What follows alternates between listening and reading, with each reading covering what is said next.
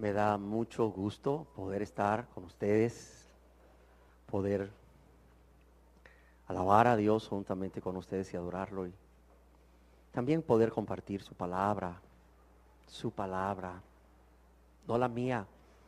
Usted hoy no va a escuchar mi palabra, usted va a escuchar la palabra de Dios.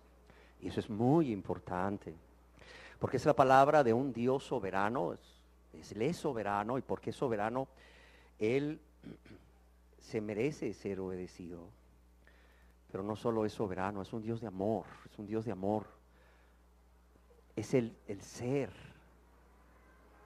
que, siendo creador de todo, aún siendo nuestro creador, nos ha amado como nadie nos ha amado, y nos ha amado también al punto de dar a su Hijo amado, lo que más amaba a Él, su Hijo Jesús, para morir por nosotros. ¿Para qué? Para podernos también hacer sus hijos. Qué precioso. Dio a su Hijo amado, imagínense, Jesús. Dios sacrificó a su Hijo amado, permitió que muriera en esa cruz. ¿Y de qué manera? No porque Jesús hubiese hecho algo malo, algo que mereciese estar ahí. Dios nos dice a través del apóstol Pedro, el justo por los injustos. Sino que Dios entregó a su Hijo a morir de esa manera para que nosotros también pudiéramos ser sus hijos, sus hijas. Qué preciosa manera de hacernos sus hijos y sus hijas, ¿cómo ve? Dando lo que más amaba, y Jesús dando su vida por nosotros. Por eso es que la palabra de Dios es digna de ser obedecida, no solo porque proviene de un Dios soberano, un Dios que es rey, pero también porque es un Dios de amor y misericordia. Amén. Yo quisiera dar inicio a esta enseñanza, de la cual ya tenemos mucho tiempo de estar, pero consideramos que es necesario el tiempo suficiente hasta que nos quede claros que no podremos ser salvos por la gracia de Dios, por lo que Cristo ha hecho por nosotros, mientras continuemos viviendo en la práctica de pecado. No podremos ser nunca salvos. ¿Por qué?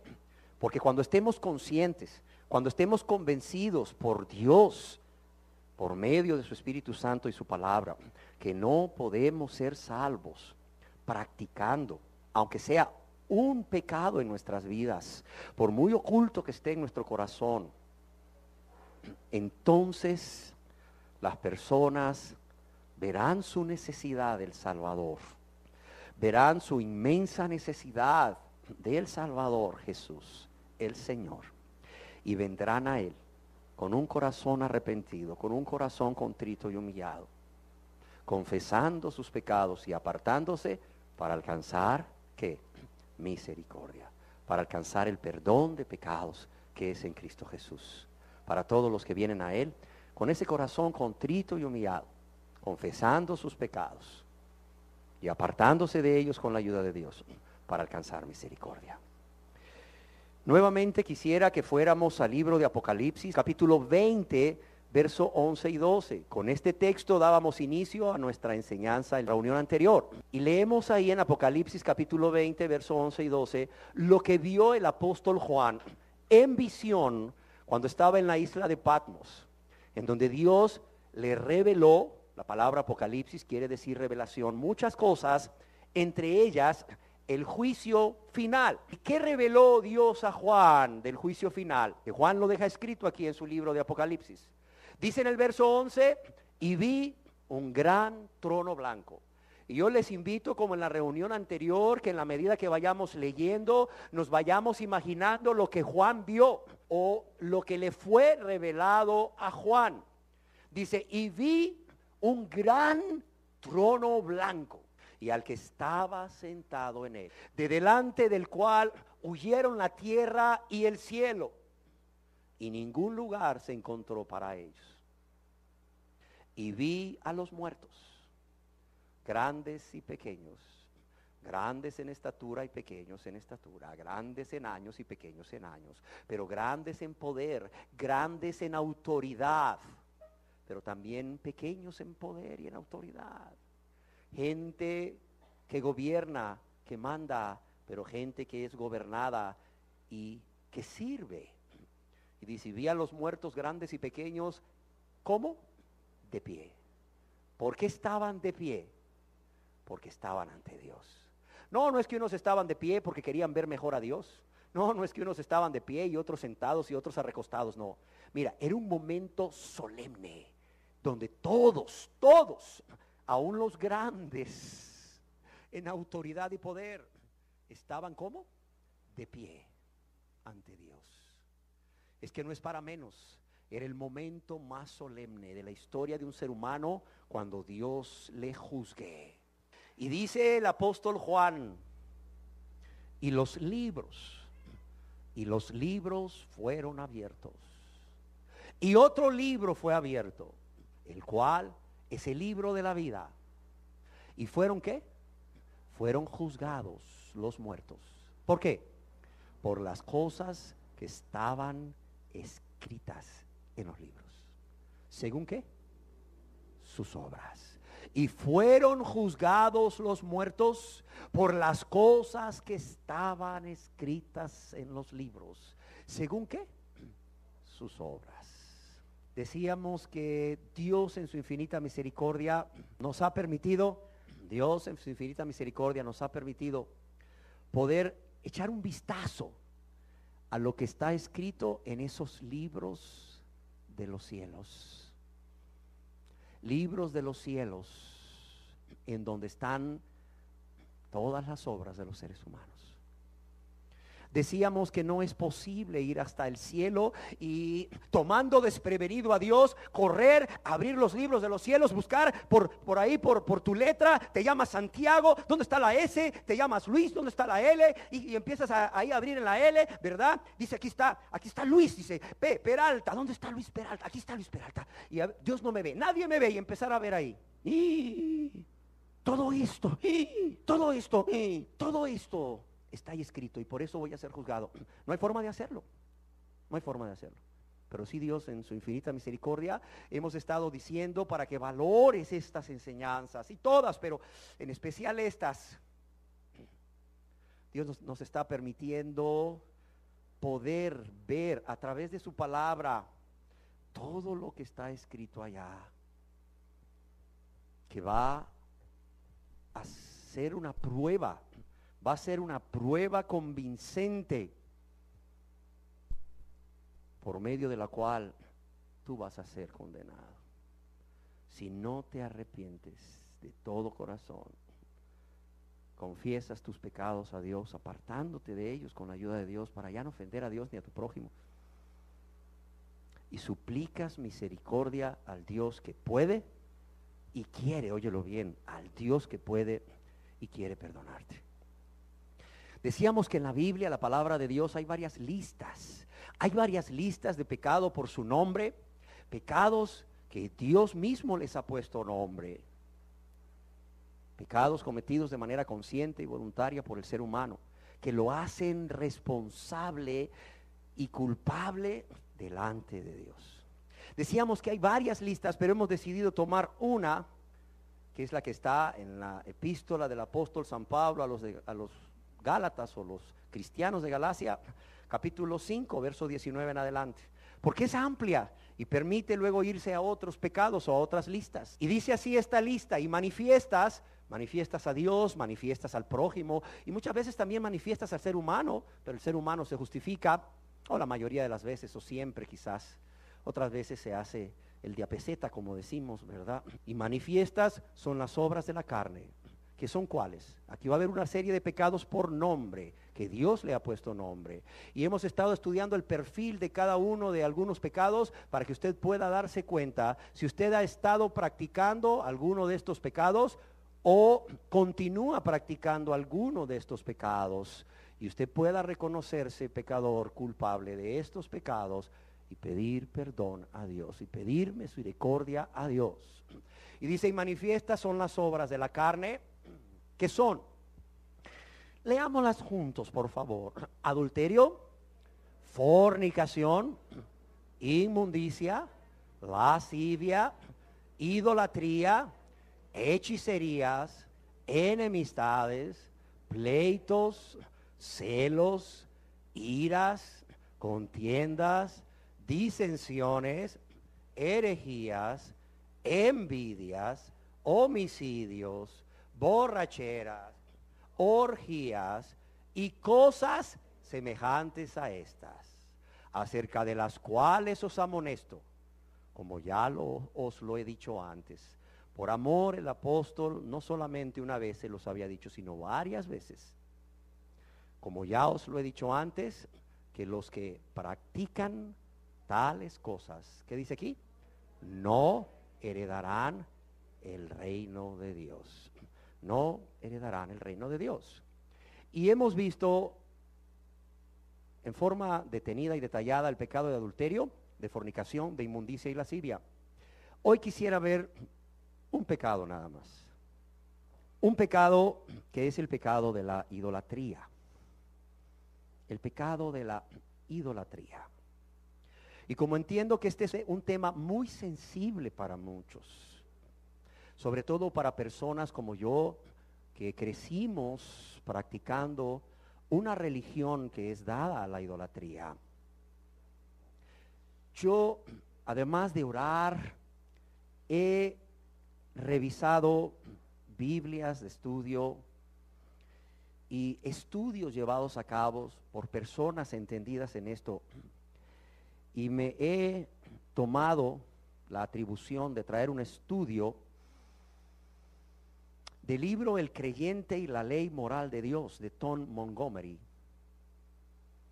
De modo que lo que hoy voy a estar hablando es básicamente tomado de este libro que se llama El creyente y la ley moral de Dios, del señor Tom Montgomery, porque me parece que es muy completo. Muy completo. Él hace un estudio muy completo y exhaustivo y presenta muchos argumentos para todos aquellos que provenimos de una religión en donde se ha practicado el pecado de la idolatría. De modo que nadie aquí, si es que hay entre nosotros personas que provienen de esa religión como yo provenía de ella, de modo que si hay alguien aquí, pues no vaya a pensar que simplemente creemos, ¿verdad?, que la idolatría es pecado, porque sí, porque luego mucha gente dice, ay, es que ustedes los evangélicos. No, en primer lugar te voy a decir algo, yo no soy evangélico, y mi propósito no es que tú te hagas evangélico. Yo soy cristiano, que es muy distinto, y mi propósito es que, y el propósito de Dios es que usted se haga cristiano, se convierta en cristiano, en alguien de Cristo, no de una religión. Porque digo yo, ¿qué chiste tiene pasar de católico a evangélico, o de católico a testigo de Jehová, o de católico a mormón, o de católico a adventista? Pues sigues igual, estando muerto en tus delitos y pecados. Sigues sin vida. ¿Por qué? Porque ninguna religión te va a proveer esa salvación que solo es por medio de Cristo Jesús y su obra. Ninguna religión te va a proveer no solamente esa salvación que es por medio de Cristo Jesús. No puedes por medio de una religión tener ese compañerismo íntimo, esa comunión, esa relación personal con un Dios vivo y verdadero, con el Padre, con el Hijo, a través del Espíritu Santo. No lo puedes hacer. Y un cristiano, ¿quién es un cristiano? Un cristiano es alguien que no tiene religión, tiene a Cristo, tiene algo mejor, tiene a Cristo morando en él por medio del Espíritu Santo. Es una persona que ha sido perdonada de todos sus pecados. Es un bienaventurado el varón a quien Dios no inculpa de pecado. O la mujer. Es un bienaventurado, es una bienaventurada. Sabe que sus pecados han sido perdonados como un favor inmerecido por Dios, por la infinita misericordia de Dios, porque Dios, no estando obligado y sin que el pecador lo mereciese, Dios perdonó todos sus pecados a través de la fe en Cristo Jesús. Ese es un cristiano. Un cristiano es un perdonado. Pero no solo es un perdonado, es un hijo de Dios, es una hija de Dios. Alguien que tiene una relación personal con Dios, el Padre y el Hijo a través del Espíritu Santo. Es alguien que tiene vida y vida en abundancia, porque Cristo vino a darnos vida y vida en abundancia, y porque el que tiene al Hijo tiene la vida. La Biblia no dice, Dios no dice que el que es católico tiene la vida, o el que es evangélico tiene la vida, o el que es mormón tiene la vida, o el que es adventista o testigo de Jehová o que de creciendo en gracia o lo que tú quieras, tiene la vida. No, el que tiene al Hijo, el que tiene a Cristo morando en él, como su Señor y Salvador, ese es el que tiene vida. Vida en abundancia y vida eterna. Yo hoy quisiera presentar argumentos sólidos de por qué la idolatría es pecado, por qué no debe practicarse. No con el propósito de ofender a nadie, sino con el propósito de abrirle los ojos, de abrirle los ojos, de abrirle los ojos. La palabra de Dios nos dice aquí en la epístola del apóstol San Pablo a los de Galacia que hay un pecado que se llama idolatría y que los que practican tales cosas, óigalo bien, no heredarán el reino de Dios. Que los que practican tales cosas, no, es que mire, yo soy sincero, mire, cuando yo a través de un ídolo me acerco a Dios, mire, dice la Biblia que aunque te digas sincero, no heredarás el reino de Dios. No heredarás el reino de Dios. No. Por eso es importante que podamos ver cada pecado por detalle, porque el que practica la idolatría y cualquiera de estos pecados y cosas semejantes a estas, que no están en esta lista, pero también son pecados y están en otras listas de la Biblia, en otras porciones de la palabra de Dios, esas personas no heredarán el reino de Dios. Y si usted no va a heredar el reino de Dios, usted se va a condenar eternamente en el infierno. Y Dios no mandó a su Hijo amado a morir en esa cruz como murió, para que usted se condenara eternamente en el infierno. Óigalo bien. El propósito de estas enseñanzas o de las enseñanzas que impartimos acá es uno solo: que usted sea salvo, que usted sea salva por la gracia de Dios, que usted pueda ser un perdonado, una perdonada, que usted pueda ser un hijo de Dios, una hija de Dios y pueda tener esa vida que solo hay en Cristo Jesús. Pueda ser un hijo de Dios, una hija de Dios, pero para eso, ¿sabe qué?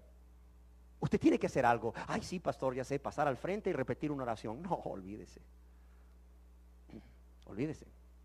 Si yo le digo a usted, oiga, por favor, permítame ser su hijo, se lo ruego, se lo suplico, y usted me dice, vaya pues, me voy a vivir a su casa y voy a sacar una partida de nacimiento, ¿quién cree que va a aparecer ahí como mis padres? Mis padres. Las personas que Dios utilizó para la concepción.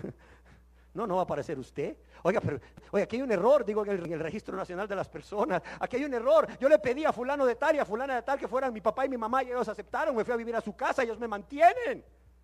Sí, pero se necesitaba más que eso, señor. Usted contrató un abogado para hacer todos los trámites legales donde usted renunciaba a ser hijo de sus padres anteriores y usted ahora decide, ¿verdad?, ser hijo de estos padres y estos padres le adoptan legalmente. Usted hizo eso a través de un abogado de la manera legal. ¿Se vino a inscribir eso aquí en el Registro Nacional de las Personas? No, pero viera qué buena voluntad tienen las personas que me adoptaron y me tienen en su casa por tenerme en su casa y hacerme su hijo. Sí, pero es que se necesita algo más que buena voluntad, que buenos deseos, dicen los del Registro Nacional de las Personas, ¿sí o no? Sí, así es. Igual aquí. Pasas al frente, haces una oración, pero no hay conversión. No hay salvación. Oración sin conversión, no hay salvación. Oración sin conversión es igual a pura emoción, es igual a perdición.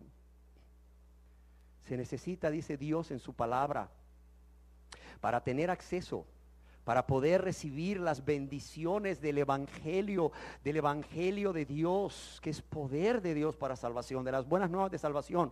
Jesús dijo, se necesita arrepentirse y creer. Y arrepentirse es que es un cambio de manera de pensar que nos lleva a un cambio de manera de vivir. Es un abandono de la vida pasada, voluntario, consciente, por amor a Cristo y al prójimo. Es un abandono de los pecados. Pero si no sabemos cuáles son nuestros pecados, no sabemos en qué hemos pecado, entonces, ¿de qué nos vamos a arrepentir? Por eso es que les ruego paciencia, de modo que vayamos viendo estos pecados de manera detenida. Porque si usted practica uno de ellos, no va a heredar el reino de Dios. Y si usted practica la idolatría, no va a heredar el reino de Dios. Óigalo bien, no va a heredar el reino de Dios. No lo va a heredar. ¿Qué es idolatría? La idolatría es honrar una imagen o un ídolo. Es honrar una imagen o un ídolo. La idolatría es darle a esa imagen o ese ídolo de una persona, de un animal o de una cosa, en nuestro caso personal, una imagen o un ídolo de Dios el Padre, o de Dios el Hijo, o de Dios Espíritu Santo, que luego lo representan como una paloma blanca, o de personas o personajes de la Biblia, cualquiera que sea, santos o santas. Eso es idolatría. Es darle honra a esto. Imágenes ya sea en forma de escultura, una imagen de talla, una imagen de fundición metálica, una pintura, un dibujo, un vitral. En muchas iglesias de Europa y de Estados Unidos no hay imágenes de talla, ni imágenes de fundición, ni de yeso, ¿verdad? Pero sí hay vitrales, ¿verdad? Con imágenes alegóricas o que representan a Dios el Padre, a Dios el Hijo, a Jesús o al Espíritu Santo o a diversos personajes de la Biblia que son considerados como santos o santas. Eso es idolatría. ¿Y qué es un ídolo? Un ídolo es una representación mediante una imagen, cualquiera que sea esa imagen, de fundición, de talla, pintura, lo que sea, vitral, de una persona, animal o cosa, con el fin de hacer de ello un objeto de adoración o la morada de una divinidad. ¿Cómo podemos saber si hemos cometido el pecado de idolatría? ¿Cómo podemos saber si hemos cometido el pecado de idolatría? El día de hoy yo quisiera referirme solamente a la forma más conocida del pecado de idolatría.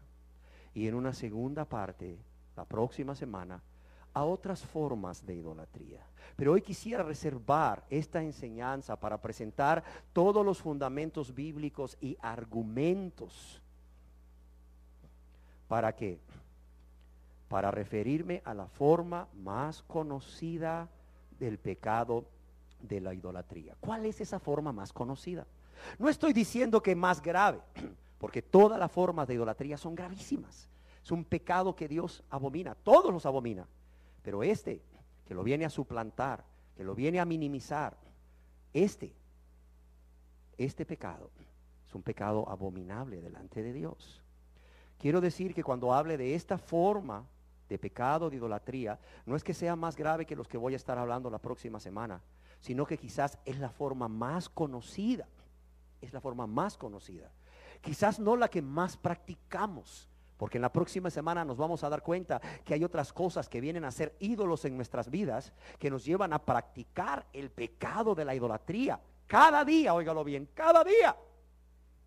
Pero esta es quizás la forma más conocida por todos de idolatría, y es la fabricación, óigalo bien, la fabricación y el uso de imágenes religiosas con el propósito de tener una relación, entablar una relación con Dios o un acercamiento a Dios. Algunos le conocen como con el propósito de adoración a Dios, pero quiero simplificarlo, con el propósito de quizás tener una relación, sí, con el propósito de tener una relación personal con Dios a través de estas imágenes y, como estaremos viendo, muchas cosas más. Yo quisiera que me acompañen al mandamiento que prohíbe esto,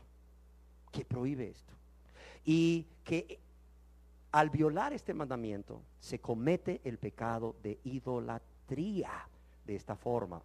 Yo quisiera que usted me acompañara, o que todos me acompañaran, al libro de Éxodo, en el Antiguo Testamento, capítulo 20, verso 4 en adelante. Esto es lo que se conoce como el segundo mandamiento de la ley moral de Dios.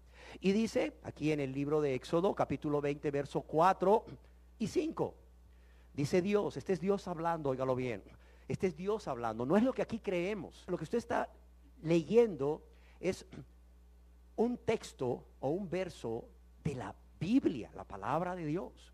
Y dice así: no te harás imagen ni ninguna semejanza de lo que esté arriba en el cielo, ni abajo en la tierra, ni en las aguas de debajo de la tierra. Yo lo quiero leer de nuevo. Primero, no te harás imagen ni ninguna semejanza de lo que esté arriba en el cielo, ni abajo en la tierra, ni en las aguas debajo de la tierra. ¿Con qué propósito? Con el propósito de tener una relación con Dios. ¿O qué? O hacerlo semejante a Dios. O con el propósito de representar a Dios. O más bien mal representar a Dios por las razones que después estaremos estudiando. Pero ¿qué más dice este segundo mandamiento que todos nos hemos aprendido, aún los que crecimos practicando la religión católica, porque lo aprendimos en el catecismo como requisito para hacer nuestra primera comunión? ¿Qué más dice esto? Además de que no nos hagamos imágenes con el propósito de que si nadie las hace, nadie las compre, nadie las tenga. ¿Qué más dice? No te inclinarás a ellas. ¿Ni qué? Ni las honrarás. ¿Por qué? Porque yo soy Jehová tu Dios, fuerte y celoso, que visito la maldad de los padres sobre los hijos hasta la tercera y cuarta generación de ¿quiénes?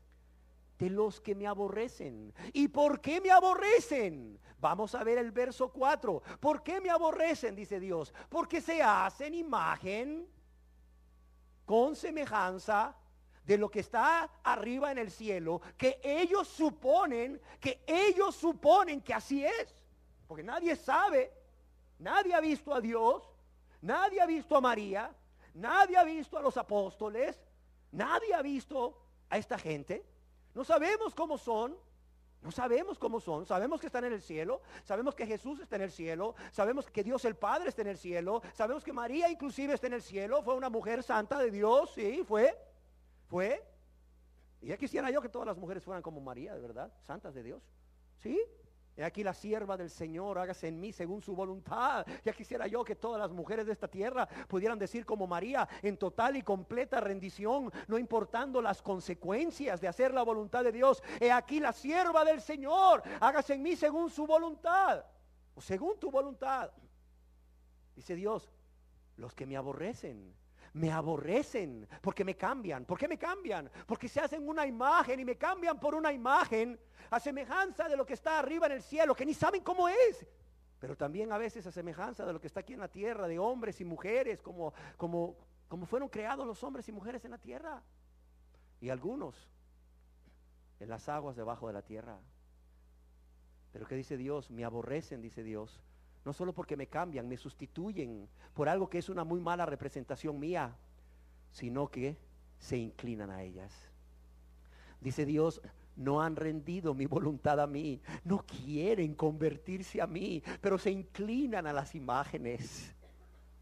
¿Sabías tú que los millones de personas que se inclinan ante una imagen que supuestamente representa a Dios, el Padre o el Hijo, o ante la imagen de un santo o una santa, como ellos les consideran o les llaman, ¿sabías tú que esas personas que se inclinan ante ellos no se inclinan ante Dios? Se resisten a arrepentirse y convertirse a Dios de todo corazón. Qué triste, ¿verdad? Por eso dice Dios, me aborrecen inclinándose a ellas y honrándolas, olvidándose que yo soy Jehová, su Dios, fuerte y celoso. Por eso me aborrecen. Este segundo mandamiento prohíbe una serie de cosas.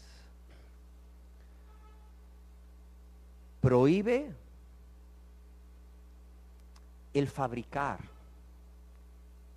y por tanto el comprar. Dios no quiere que se fabriquen para que no se compren. El fabricar y el comprar imágenes o ídolos de oro. Hay gente que se vanagloria y dice, es que yo tengo una virgencita de Suyapa todita de oro. ¡Wow! Tú tienes una virgen de Suyapa toda de oro. ¡Wow! ¡Wow! Todo el mundo va a su casa a admirarla y la persona se siente honrada, cree que está agradando a Dios, al Dios que dijo, no te harás imagen. Prohibiciones, están incluidos los ídolos o imágenes de oro, de plata, de yeso, de madera, o imágenes en pintura. Sí, pintura de un mural o pintura de lienzo o pintura de lo que tú quieras. Sí, imágenes plasmadas a través de pinturas o, como te decía, en vitrales. Son unas obras de arte hechas en vidrios de todos los colores, que según están representando a Dios el Padre, o a Dios el Hijo, o a Dios Espíritu Santo, o a María, o a cualquier santo o santa de su devoción. Pero no solo prohíbe todo esto que está generalmente en los templos de la religión católica. Y aunque entiendo que en la religión ortodoxa, que viene siendo una religión muy afín a la católica, no se usan ídolos, pero se usan vitrales.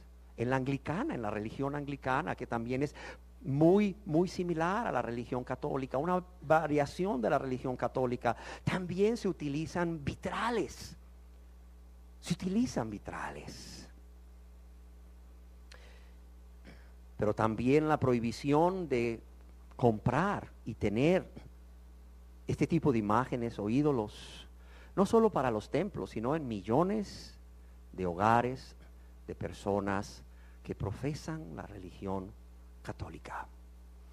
Imágenes que representan, óigalo bien, que representan o supuestamente representan, más bien diríamos supuestamente representan, porque ¿quién ha visto a Dios para hacerlo, para dibujarlo, para hacer una escultura? ¿A Cristo? ¿A Cristo? ¿Quién? ¿Quién? ¿A María? ¿A Pablo? ¿A Pedro? ¿Quién? ¿Quién lo ha visto? Por eso digo que mal representan a Dios el Padre, al Hijo o a cualquier hombre o mujer que son considerados santos.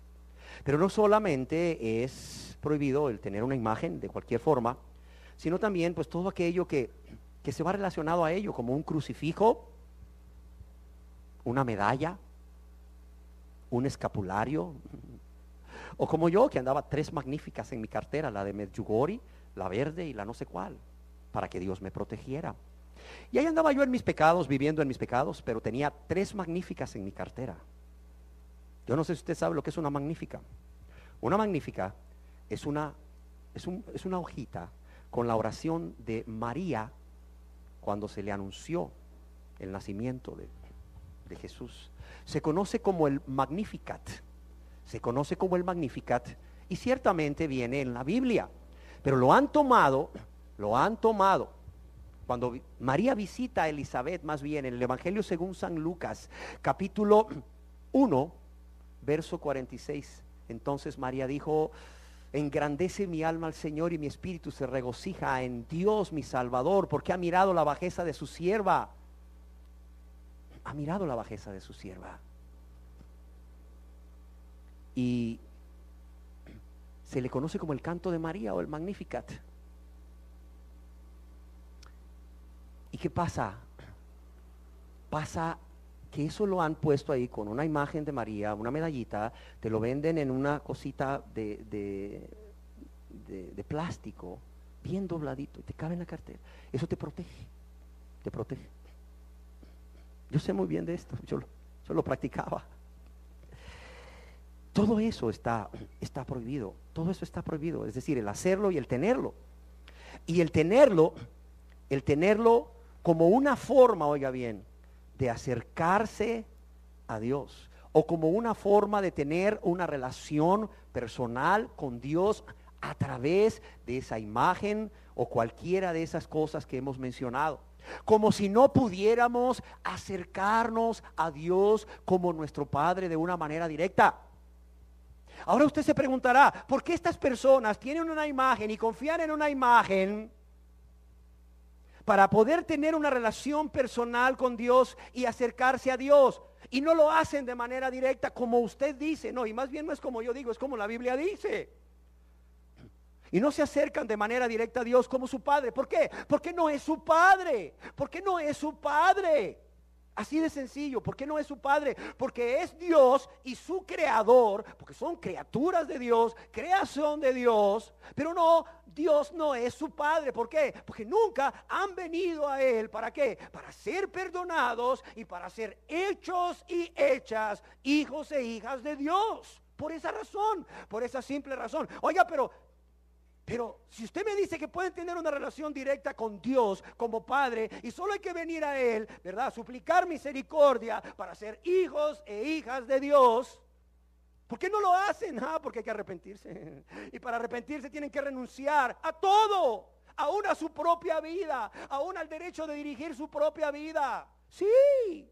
Y la gente no quiere renunciar a nada, más bien quiere más y más y más. Y cada vez quiere tener más gobierno y más control sobre su vida y sobre la vida de los demás, ¿sí o no? Más control sobre su vida y sobre la vida de los demás. Cada vez la gente vive más para sus placeres y para sus deleites. Cada vez la gente está más centrada en sí misma, es más egoísta. Cada vez a la gente le importa menos a los demás. Por eso estamos como estamos en esta sociedad. Y hay que renunciar a todo eso, sí, pero para ganar a Cristo, para ganar la perla de gran precio, la perla de gran precio. Y la gente no quiere, porque no valora a Cristo, porque no ama a Cristo. La gente no quiere. ¿Y entonces qué hacen? No, pues vamos a buscarnos una imagen, un ídolo, ¿verdad?, que represente a Dios, el Padre, el Hijo y el Espíritu Santo. O vamos a buscarnos ahí una imagen, un ídolo de alguien santo o santa, que la Biblia dice que era santo o santa. ¿Para qué? Para que seguramente estando ese hombre o esa mujer en el cielo, interceda por nosotros. Y así nosotros seguimos viviendo nuestra propia vida. Seguimos haciendo lo que queremos, nuestra voluntad y no la voluntad de Dios, sin importarnos si estamos lastimando o ofendiendo a Dios y a nuestro prójimo, porque total, somos egoístas. Renunciar a algo, nada, al contrario, queremos tener todo lo que este mundo nos ofrece, todos los deleites de este mundo, todos los placeres de este mundo, todos los bienes que este mundo ofrece, todo el gozo que este mundo ofrece, entre comillas, temporal, por cierto, pero también queremos tener a Dios y todas sus bendiciones. No queremos renunciar a esto para venir a Dios y tener a Dios. No queremos esto y queremos a Dios. Entonces es fácil buscar algo, crear algo. ¿Para qué? Para entonces nosotros poder acercarnos a ese algo que mal representa a Dios, y como ya nos estamos acercando a ese algo que mal representa a Dios, nos sentimos tranquilos, ¿sí o no? Bien tranquilos. Y la gente hasta peca muy a gusto. Yo sé que peco. Y yo sé que si me muero, usted seguramente no vaya al cielo. Pero como soy devoto o devota de las 11,000 vírgenes, imagínese usted las 11,000 vírgenes intercediendo por mí para sacarme del purgatorio, que dicho sea de paso no existe, pero bueno, así cree la gente. Dice, pues la verdad no me voy al cielo directamente, me voy al purgatorio, pero como yo he sido devoto de las 11,000 vírgenes, ¿verdad? Imagínense las 11,000 vírgenes rogando a Dios por mí. ¿Cómo lo han de poner esas 11,000 vírgenes a Dios? De modo que un día Dios va a decir, ya cállense 11,000 vírgenes, ya saquen a fulano de ahí del purgatorio, ya saquen a fulana del purgatorio, y me van a sacar del purgatorio, y voy a haber disfrutado de todos los deleites del pecado en la tierra, y cuando me muera voy a sufrir un tiempo al purgatorio, pero las 11,000 vírgenes sí que van a hacer su trabajo. Así que si tú estás confiando en un ídolo, no te digo que lo hagas, pero por lo menos confía en las 11,000 vírgenes, no en San Pablo, porque San Pablo solo es uno. Imagínate San Pablo ahí jalándole ahí la sotana a Dios, ahí mira, Señor, acuérdate de fulano, pero las 11,000 vírgenes, olvídate. Las 11,000 vírgenes sí que lo van a poner loco a Dios, de modo que diga, ya, cállenlas, sáquenlas del purgatorio. A los 2 días estarías libre del purgatorio o fuera del purgatorio, si esto fuera así. Pero no es así. Y no es así porque yo quiero que no sea así. No es así porque yo digo que no es así. No es así porque los evangélicos así creemos. No, olvídate, yo soy cristiano, no evangélico. Es porque la Biblia dice eso, que no es así. De modo que tú estás pecando con el pecado de idolatría cuando haces uso de estas imágenes, cualquier forma que sean, de cualquier forma, para tratar de acercarte a Dios, para tratar de tener una relación personal con Dios. Pero también, ¿para qué? Para honrarlas, para exaltarlas, para tenerlas en alta estima, para darles un respeto que no se merecen, Mira, hay imágenes en las casas que están sumamente adornadas y tú lo sabes. Si tú vienes de la religión católica lo sabes, sumamente adornadas, cuidadas. Mira, ya andan todos los niños ahí, todos chorreados y todo, pero la Virgencita está limpia de pies a cabeza.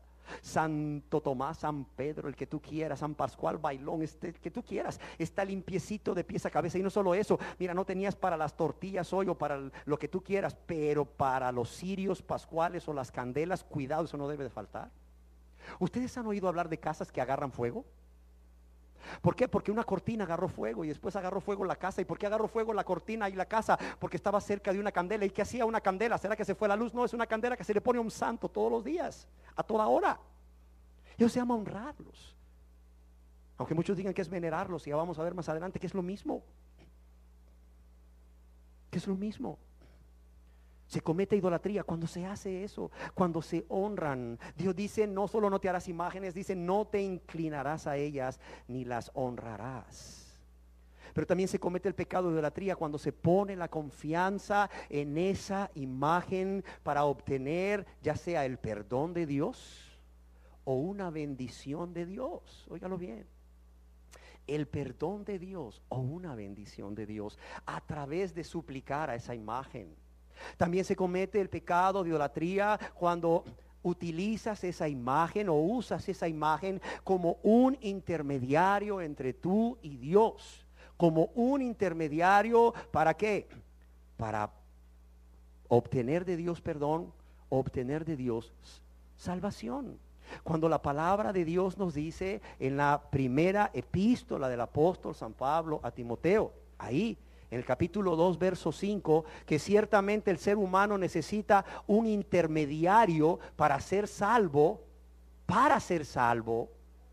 y dice la Biblia, dice la palabra de Dios, que así como hay un solo Dios, hay un ¿qué? Hay un solo mediador entre Dios y los hombres. ¿Y quién es este mediador entre Dios y los hombres? Pues no sabemos, porque Dios no dijo, y ahí lo dejó para que nosotros pusiéramos o rellenáramos, dejó el espacio en blanco aquí, mire, para que nosotros rellenáramos el nombre de quien quisiéramos. No, dice Dios en su palabra, porque hay un solo Dios y un solo mediador entre Dios y los hombres, y nos deja su nombre. ¿Cuál es? Jesucristo, hombre. Oiga, ¿no decía usted que puede acercarse el cristiano a Dios como su Padre sin necesidad de mediador? Claro, pero para ser un hijo de Dios, para que Dios sea su Padre, sí necesita un mediador. ¿Y cuál es ese único mediador para perdón? Jesucristo hombre. Una vez que Jesucristo hombre ha sido tu mediador, una vez que Jesucristo hombre, habiendo muerto por ti, es tu salvador, porque tú, además de arrepentirte, confías en Él, crees en Él como el Cordero de Dios, suficiente para limpiar todos tus pecados. Entonces ya eres hijo de Dios, ya eres hija de Dios, puedes acercarte a Él directamente. Pero mientras tanto, mientras tú no vienes a Cristo arrepentido a pedir perdón de todos tus pecados, a suplicarle misericordia y que Cristo sea tu mediador, mientras tanto tú necesitas a Cristo como mediador. Y ninguna otra persona, es más, ninguna aún imagen de Cristo puede sustituir al Cristo vivo y verdadero, que es tu mediador. Es más, no necesitas tener una imagen de Cristo. No necesitas tener una imagen de Cristo y pedirle a una imagen de Cristo que Él sea tu mediador para perdón de pecados. ¿Por qué? Porque Él como Dios es omnipresente, está en todo lugar al mismo tiempo. Y ahí donde probablemente esté una imagen, también Dios, Cristo Jesús, que es omnipresente, también esté ahí. Así es que es ilógico estarle pidiendo a una imagen que sea tu intercesor cuando Cristo mismo, el Dios omnipresente, está ahí a tu lado diciéndote: pss, pss, oye, aquí estoy yo, no necesitas de esa imagen, aquí estoy yo, no me suplantes por esa imagen, que es una muy mala representación mía, no me sustituyas por esa imagen, aquí estoy yo, no necesitas esa imagen, aquí estoy yo, clámame a mí, ruégame a mí, suplícame a mí misericordia, yo te perdono. Yo quiero decirle que así se comete este pecado. Pero no solo de esta manera. Se comete pecado de idolatría cuando utilizamos cualquier objeto que sirva para dar protección de peligros, accidentes, enfermedades o para hacer huir los malos espíritus. Óigalo bien, cualquier objeto que sirva para dar protección contra los peligros, accidentes, enfermedades o para hacer huir a los malos espíritus. ¿Cómo se le llama a esas cosas? Se les llama amuletos. La gente quita los ojos del Dios vivo y verdadero, del Dios todopoderoso, de lo único capaz de darles protección, y lo ponen ¿qué? En un amuleto, en una pata de conejo. Y ahí están poniendo su confianza en eso, en un amuleto o lo que tú quieras, una pata de conejo, lo que tú quieras. Sí. ¿Para qué? Para obtener la protección contra peligros, accidentes, enfermedades y aún para hacer huir malos espíritus. ¿Has llegado a casas o negocios también donde ves que tienen una herradura ahí? Sí, están poniendo su confianza en eso, no en el Dios verdadero, para obtener la provisión. Ellos dicen, es que para traer la riqueza, para traer la riqueza. ¿Has visto de personas que barren con ruda el piso de la casa de adentro para afuera? ¿Para qué? Para expulsar la pobreza y atraer la riqueza. Todo eso, el poner su confianza en eso que no es Dios. ¿Sabes qué? Eso es idolatría. Eso es idolatría. Estás suplantando al Dios vivo y verdadero, que es capaz de darte provisión, que es capaz de darte protección, por un amuleto. Por un amuleto. Sí, por un amuleto. Pero ¿cómo además se comete ese pecado de idolatría? Cuando suplantas a Dios, el único que conoce tu futuro, y vas y deseoso de saber tu porvenir, vas y consultas a brujos y adivinos, sustituyendo a Dios por brujos y adivinos, hombres y mujeres mentirosos que no son capaces de conocer el futuro, porque solamente Dios conoce el final desde el principio. Y el problema es que vas confiando en esas personas, has ido confiando en esas personas. Y no solo para que te digan el futuro. ¿Cuántos no han ido para que les haga un trabajito para la mujer que aman, un filtro de amor? Y fíjate, pagan, ¿cómo se ve que confían en ellos? Que pagan lo que sea, lo que estos hombres y mujeres les pidan, y luego vienen y ven cómo le echan el brebaje a esa mujer o a ese hombre que aman. Y ahí están viendo cómo le echan el brebaje. Y ahí, ¿verdad?, pidiendo a Dios, oye bien, que funcione. Van donde el brujo, confían en el brujo, ¿verdad? ¿Para qué? Para que les prepare una pócima de amor. Y luego cuando la ponen ahí en la Coca-Cola, porque es oscura y no se ve, o la leche dirán, ¿verdad? Le oran a Dios para que funcione. Pero ya suplantaron a Dios. ¿Cuántos no van ahí para que les deshaga el maleficio que le hicieron al marido, a la esposa? Es que este hombre me lo tiene amarrado, esa mujer, este hombre le hicieron un maleficio, tengo que ir donde el brujo. ¿Cuál brujo? Acude a Dios, conviértete a Dios, acude a Dios, y Dios te va a cumplir la promesa ahí de 1 Pedro 3:1, que dice que los hombres que no creen a la palabra serán ganados sin palabras para Dios, para Cristo, por la conducta casta y respetuosa de sus mujeres. Tu marido lo que necesita es que se convierta a Dios. ¿Para qué? Para que te ame a ti como Cristo amó a la iglesia. Tu marido no necesita que tú vayas y le busques ahí, que te busques un brujo o una bruja que le haga un trabajito suplantando a Dios. No necesita eso tu marido para que deje de ser adúltero. Es adúltero porque disfruta el placer que le da el pecado de adulterio. Por eso es que es adúltero. Tu marido no necesita eso. Tu marido o tu mujer, si es adúltera, lo que necesitan es convertirse a Dios. Y cuando se conviertan a Dios, van a renunciar al pecado del adulterio, van a renunciar al egoísmo, y entonces te van a amar a ti como Cristo amó a su iglesia. Amor como este no hay otro. Así de sencillo. Personas que confían en su futuro, no en Dios, sino en el horóscopo. Y no es que un día estás leyendo una revista y te dio por leer el horóscopo para reírte de eso y dices, mira, soy del signo fulano y mira lo que dice, qué mentira. No, hay gente que cree a pies juntillas en lo que el horóscopo le dice. Mire, hay gente que no sale de sus casas si primero no leen lo que el horóscopo les tiene que decir para el día de hoy. No salen de sus casas, y cuando leen lo que el horóscopo tiene para ellos, palabra de Dios casi casi. Mira, la Biblia ni la consultan, a Dios ni le creen, a Dios ni les importa. Pero mira, el horóscopo. Ay, si se los dice Walter Mercado, mejor.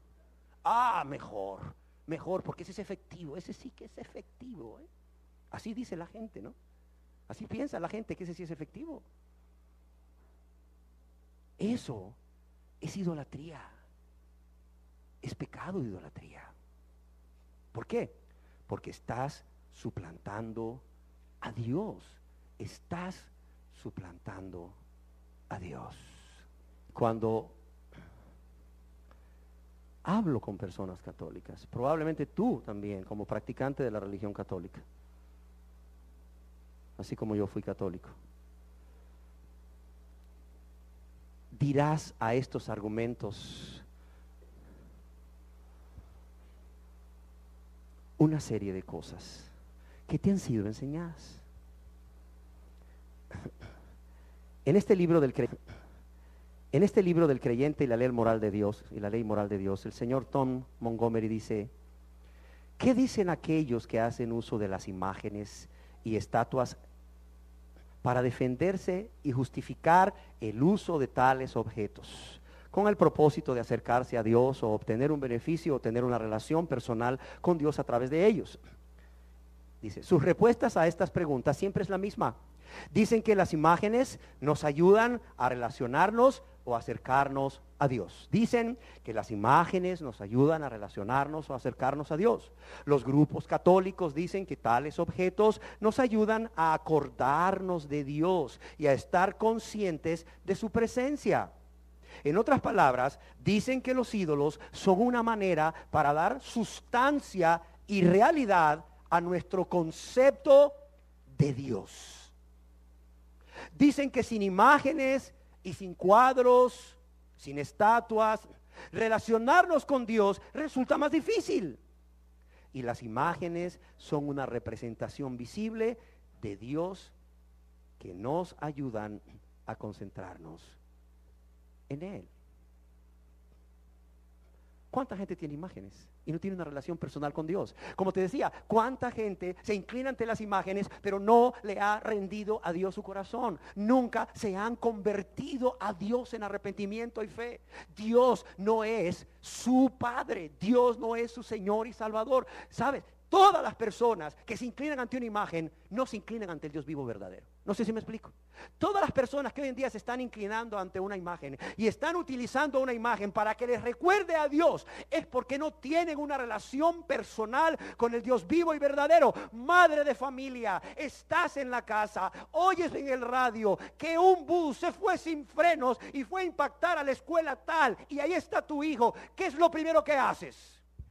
Corres a la sala donde está la foto de tu hijo y dices: ese es mi hijo, ese está en esa escuela, ese hijo mío está en grave peligro. ¿Quién quita y que el bus impactó donde él estaba? Y ves a tu hijo, y porque ves la imagen de tu hijo, entonces tú te acuerdas de tu hijo, sí, y te resulta más fácil. Y luego vas con la imagen de tu hijo en la mano a marcar el teléfono de la escuela y estás viendo a tu hijo y estás hablando con la persona que te contestó y le preguntas por tu hijo o tu hija y le dices: mire, yo quiero saber si está bien o está accidentado, si el bus lo atropelló. No, inmediatamente piensas en tu hijo, se te viene a la mente tu hijo o tu hija sin necesidad de ver nada. ¿Por qué? Porque tú tienes un hijo, tú tienes una hija y tienes una relación personal con él. Mira, las personas que tienen al Dios vivo y verdadero como su Padre y como su Dios, mira, continuamente lo tienen en su mente y su corazón. ¿Que no has visto a una joven enamorada? Levante la mano el que ha visto a una adolescente enamorada. ¿Tú la has visto? Así es. ¿Tú crees que esa adolescente necesita estar viendo la foto del novio? No, para nada. Continuamente su pensamiento es él. Continuamente sus sentimientos están volcados hacia él.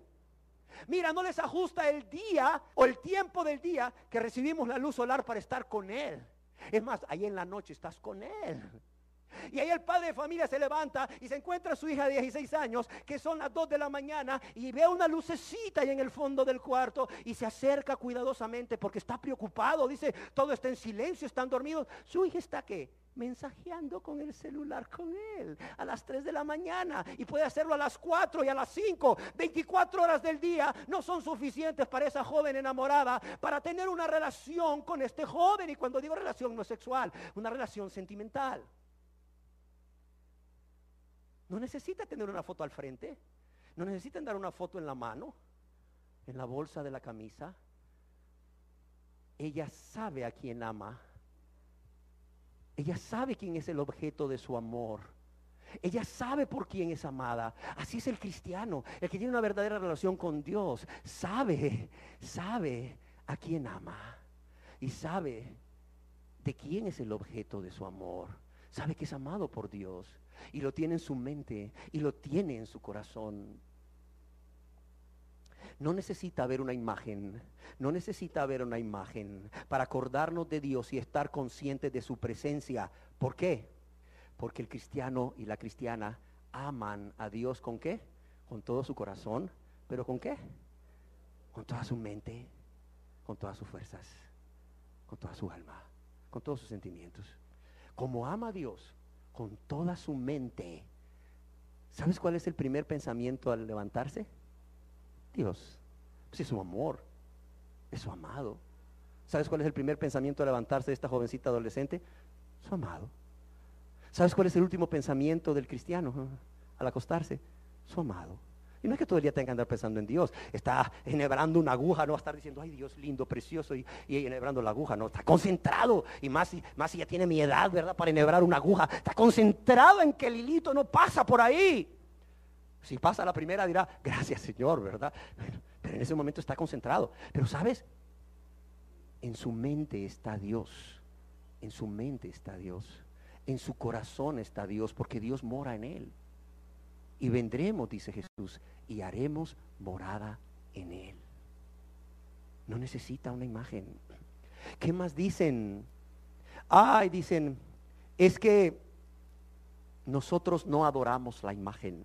No. Sino al espíritu o al Dios que representa.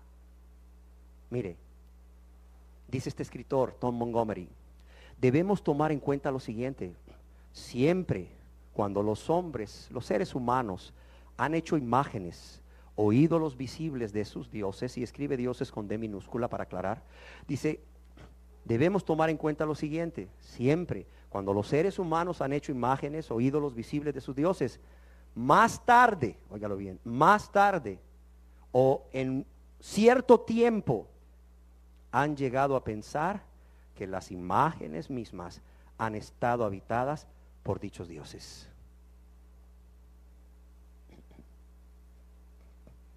Yo le hago una pregunta: ¿cómo puede una persona pensar que una estatua de yeso sangra?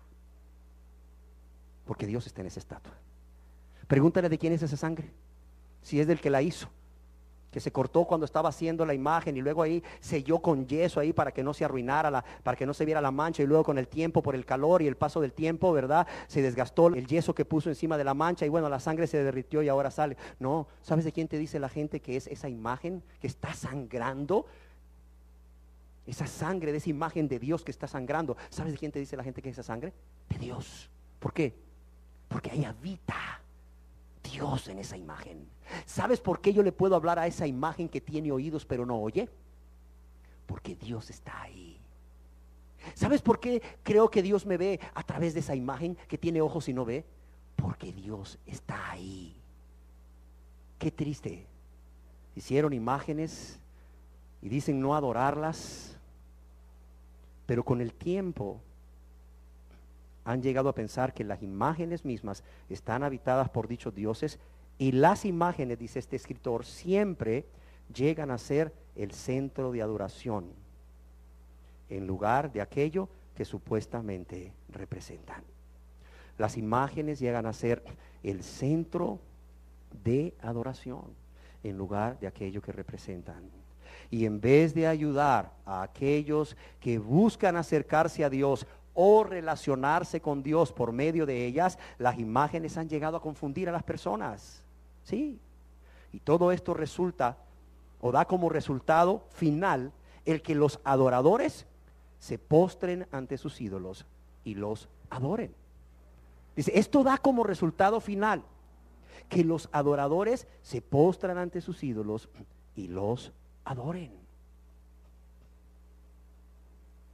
¿Qué otra cosa dicen? Dicen que ellos solo adoran a Dios y a su divino Hijo, pero que a esa imagen solamente la están venerando. ¿Usted ha oído eso? Nosotros no adoramos las imágenes, nosotros veneramos las imágenes. Así, no adoramos las imágenes, solo adoramos a Dios. Nosotros veneramos las imágenes. Sin embargo, las mismas personas que dicen que no adoran las imágenes, solo que las veneran, no pueden explicar cuál es la diferencia entre venerar y adorar. Sí.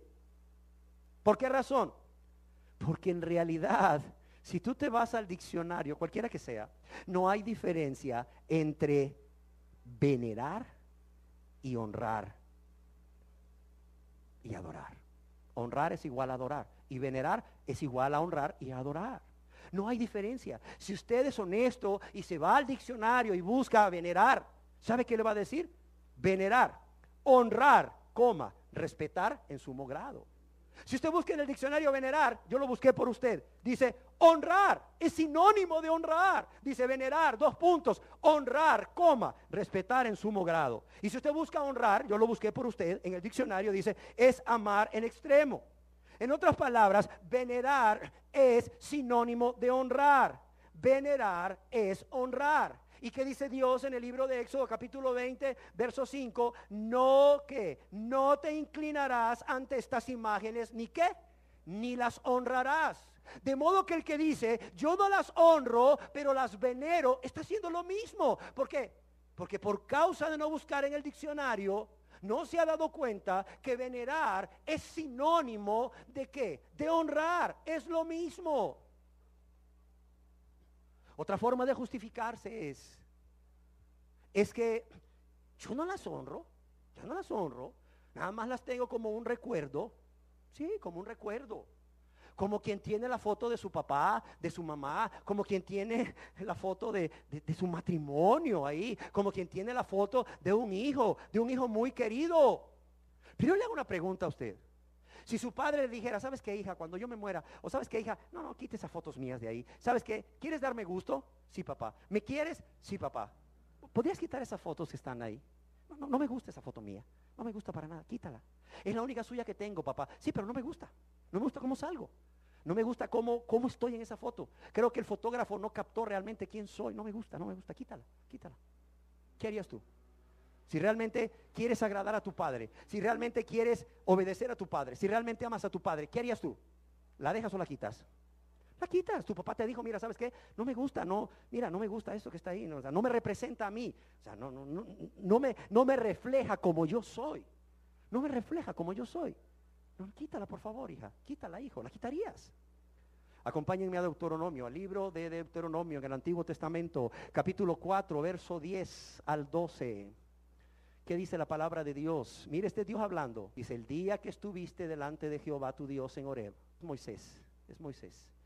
El día que estuviste delante de Jehová tu Dios en Horeb, cuando Jehová me dijo, reúneme el pueblo para que yo les haga oír mis palabras, las cuales aprenderán para temerme todos los días que vivieren sobre la tierra, y las enseñarán a sus hijos. Y os acercasteis y os pusisteis al pie del monte, y el monte ardía en fuego hasta en medio de los cielos con tinieblas, nube y oscuridad.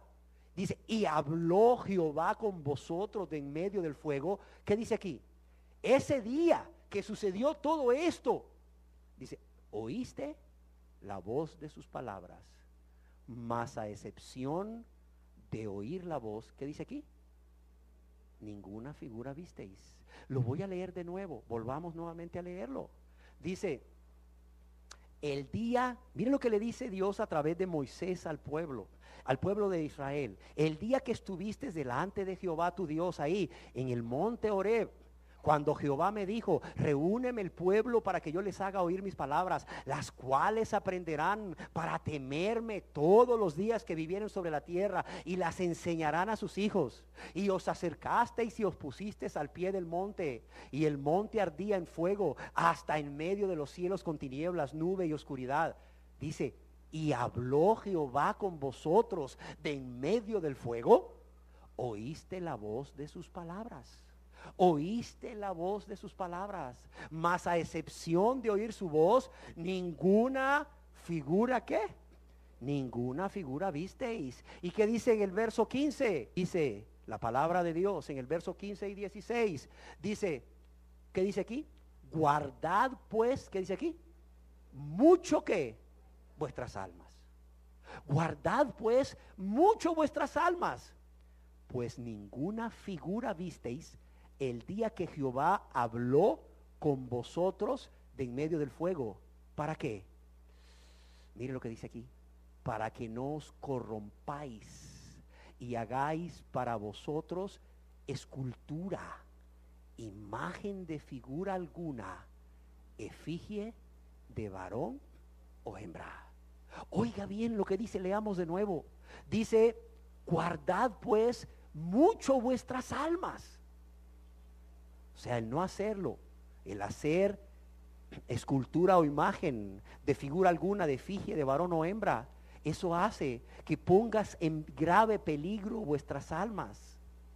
Dice, guardad pues mucho vuestras almas, pues ninguna figura visteis.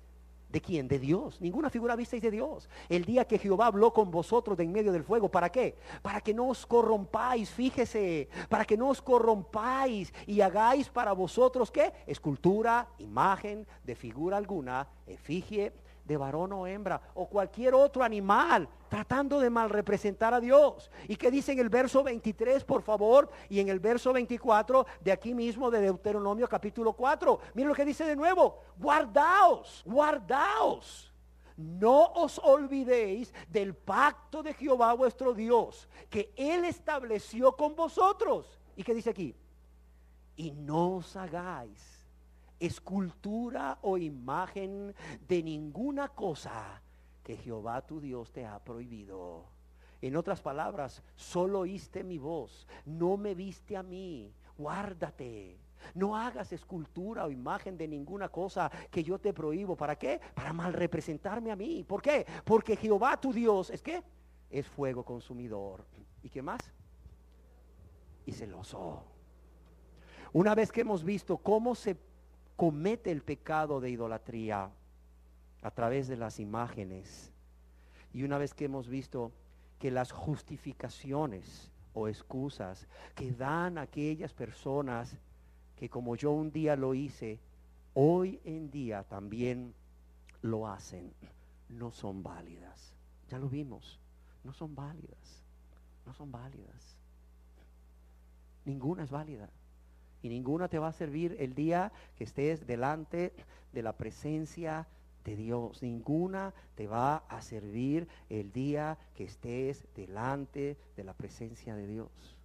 Cuando Dios, al abrirse los libros con tu nombre ahí, y al mostrar todas esas obras que están en contra tuya, que te condenan, obras que tú cometiste, ese día ahí dirá, pecado de idolatría. Y cuando tú digas, no, Señor, es que yo lo hice con buena intención, Señor. ¿Para qué? Para que eso me estuviera recordando de ti continuamente. Sí.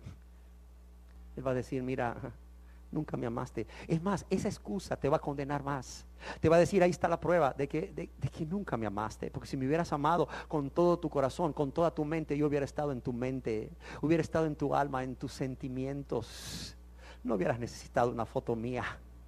Y el Señor, así como va a poner a un grupo de personas, a la gente de Nínive como testigo en contra de ellos, porque se arrepintieron ante la predicación de Jonás y los demás no. Mira, Dios va a llamar ahí a una adolescente que estuvo locamente enamorada de otro adolescente y le va a decir, ven para acá, hijita, tú necesitabas una foto, una imagen, una estatua de ese muchacho para que te estuviera recordando que existía. Y va a decir la muchachita, no, Él estaba en mi mente y en mi corazón todo el día. Lo amaba más que mis padres, lo amaba más que mis hermanos, lo amaba más que a Dios y lo amaba más que a mi vida. Y prueba de eso es que se suicidan las adolescentes cuando el muchacho se va con otra, ¿sí o no? ¿Por qué crees? Porque los aman más que a Dios, los aman más que a su vida, los aman más que a sus padres. ¿No es esa la queja de los padres? Los aman más que todo. Dice Dios, si me hubieras amado más que tu vida, si me hubieras amado más que cualquier persona o cosa, no hubieras necesitado una imagen para estarte, que te estuviera recordando que yo existo y que te amo, que yo existo y que te amo, que yo existo y que mandé a mi hijo amado a morir por ti. ¿Para qué? Para que tú pudieras venir a mí y ser perdonado, ser perdonada y poder tener una relación personal conmigo. Y me amaras con todo tu corazón, tu alma, tu mente y tus fuerzas. Señor, es que no adoramos a la imagen. Señor, yo no adoraba a la imagen sino al espíritu que representaba. Dios te va a decir, mira, ciertamente yo estoy en todo lugar, pero una imagen, una estatua no me podía retener a mí. Una imagen, una estatua no me podía retener a mí. ¿Por qué? Porque yo soy el Dios que todo lo llena. ¿Cómo pudiste pensar que yo iba a estar ahí en esa estatua o en esa pintura, retenido ahí, preso ahí? No, yo estaba en todo menos en esa estatua. Yo estaba en todo lugar menos en esa pintura. Porque yo aborrezco eso que se hizo de mí. Porque no me representa. Es una mala representación. Porque nadie me ha visto. Nadie sabe cómo soy. Porque soy espíritu. Porque soy espíritu. Si le dices, Señor, es que yo no te honraba, yo te veneraba, te va a decir, lástima que nunca revisaste el diccionario y hubieras visto que venerar y honrar son la misma cosa. Señor, es que yo te tenía ahí como una foto de un ser querido, sí, pero yo te pedí que no la tuvieras. Yo te pedí que no hicieras nada que me mal representara. ¿Por qué no me obedeciste? Si en realidad me amabas, la hubieras quitado. Si en realidad me amabas, no la hubieras comprado, no la hubieras puesto ahí. Y te van a acusar más bien. Tus justificaciones el día del juicio te van a acusar. Por tanto, dice Dios, esta es la forma como se comete la idolatría a través de imágenes y otras cosas que vienen a suplantarme y sustituirme, como los brujos, los adivinos, los horóscopos, sí, los amuletos y todas esas cosas que vienen a suplantarme a mí, que vienen a sustituirme, cosas en quienes estás poniendo toda tu confianza. Las cartas y todo eso, que la gente va a que le lean la palma de la mano, las cartas, todo eso.